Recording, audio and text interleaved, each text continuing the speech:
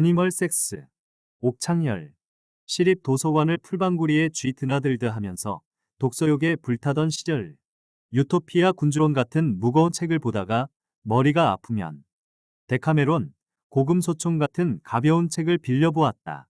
그 중에 애니멀 섹스라는 책이 있었는데 이런 종류의 책은 쉽고 재미가 있어서 독서 속도가 확연히 빠르고 기억도 오래간다.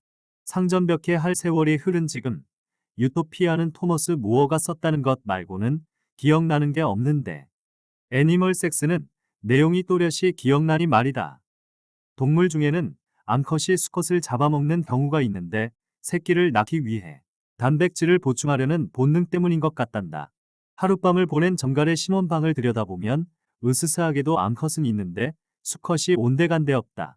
거미는 수컷보다 암컷이 훨씬 큰데 교미가 끝나자마자 수컷이 주랭랑치지 않으면 암컷에게 잡아먹힌다. 사마귀는 교미 후에 암놈이 수놈의 목을 사정없이 물어뜯는데 수놈은 머리가 잘린 줄도 모르고 환희의 몸을 부르르 떤다고 한다. 동물을 통틀어 수컷의 생식기가 가장 큰 놈은 바다의 고래로 보통 큰 야구선 수만하고 최대 3m에 달한다. 무태 사는 동물 중에서는 몸집이 가장 큰 코끼리가 거시기도 단연 제일 커서 1.5에서 2m. 고릴라는 새끼손가락보다 작은 3cm에 불과해 덩치값을 못한다고 한다. 하이에나는 몸집이 수컷보다 암컷이 크며 무리의 우두머리도 암컷이 맞는다. 이런 예외적인 사례를 빼면 포유류 대부분은 수컷이 암컷보다 더 크다. 어류는 암컷이 수컷보다 압도적으로 큰 사례가 꽤 있고 파충류인 아나콘다도 암컷이 훨씬 크며 사마귀 등 곤충류도 대부분 암컷이 수컷보다 크단다.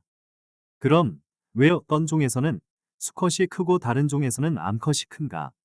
암컷이 크면 더 많은 알이나 새끼를 낳을 수 있으니 자손 번식에 대한 욕심이 넘치는 종일수록 암컷이 더 크게 진화한 걸까? 책에서는 짝짓기 경쟁의 결과로 설명한다.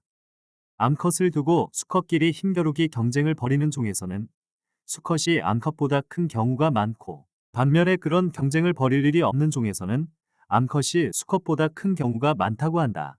다시 말해 수컷끼리 벌이는 경쟁이 치열할수록 암수 몸집 차이가 크다. 수컷 한 마리가 무리의 모든 암컷을 차지하는 하렘 체제의 경우 수컷끼리의 경쟁이 매우 치열한데 실제로 그런 짝짓기 행태를 보이는 물개의 경우 암수의 크기 차이가 5배에 달한다. 일부일처제에 가까운 인간의 경우 암수 차이가 크지 않은데 하렘 체제 고릴라는 차이가 크다. 수컷 우두머리가 있어도 암컷이 바람을 잘 피우는 침팬지는 독점 체제가 아니라서 그런지 암수 차이가 크지 않다는 이론이다. 듣고 보니 신기하게도 딱딱 들어맞는다.